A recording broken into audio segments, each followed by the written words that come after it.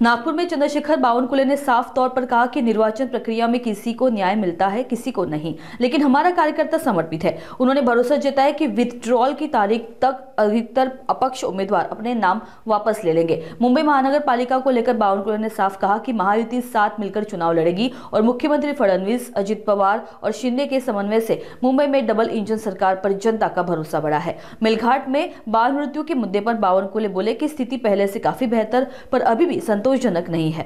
गौर से सुनिए क्या कहना है बावनकुले का।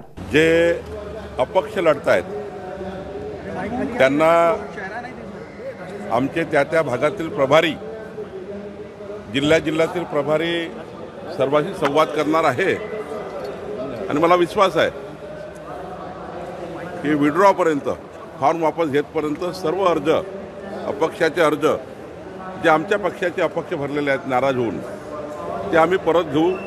त्यांना आम्ही विनंती करू। शेवटी एका पदावर एकावेळी एकाच व्यक्तीची निवड होतं, त्यामुळे निवड प्रक्रियेमध्ये एखाद्याला न्याय मिळतो, एखाद्याला मिळत नाही। पण मला विश्वास आहे की भारतीय जनता पार्टीचा कार्यकर्ता हा पक्षाकरता समर्पित आहे, तो त्या ठिकाणी आपली अपक्ष उमेदवारी परत घेईल।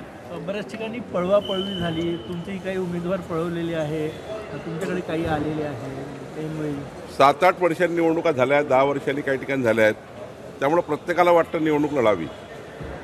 शेवटी इतक्या दिवसांनी निवडणुका झाल्यामुळं प्रत्येकाला अपेक्षा आहे।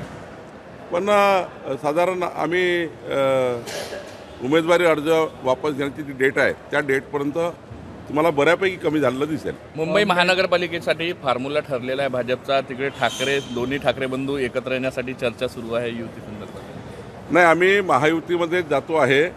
आमचे नेते देवेंद्र फडणवीसजी, रवींद्र चव्हाणजी, आशिष शेलारजी, अमित साटमजी, आम्ही सर्व नेते त्या ठिकाणी बसून माननीय एकनाथजी, माननीय अजित पवारजी आणि आम्ही एकत्र बसून मुंबई महानगरपालिकेमध्ये महायुतीत त्या ठिकाणी लढणार आहे।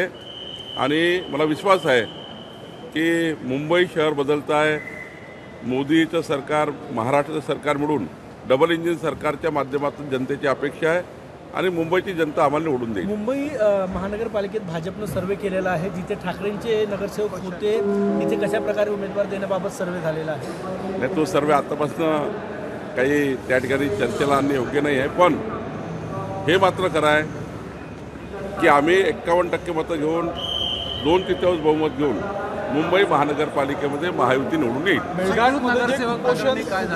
मृत्यू झालेल्या मुलांचे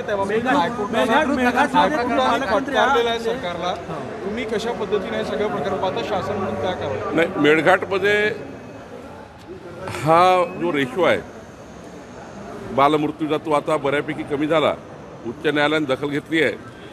आम्ही या ठिकाणी खूप प्रयत्न करतो आहे, पण कालपेक्षा आज थोडा कमी आहे। म्हणजे कालांतराने, म्हणजे 4-5 वर्षापूर्वी जर विचार केला, काल म्हणजे ज्याला म्हणतो आपण, काही वर्षापूर्वी तो आता जास्त होता, आता कमी होत चालला आहे। पण हे काही भूषवणावं नाही आहे।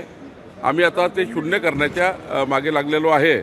मला विश्वास आहे की त्या बाजूने आमचे जिल्हाधिकारी आणि आमची टीम पूर्ण काम करत आहे। लवकरच यामध्ये पुढचा काळ चांगला येईल।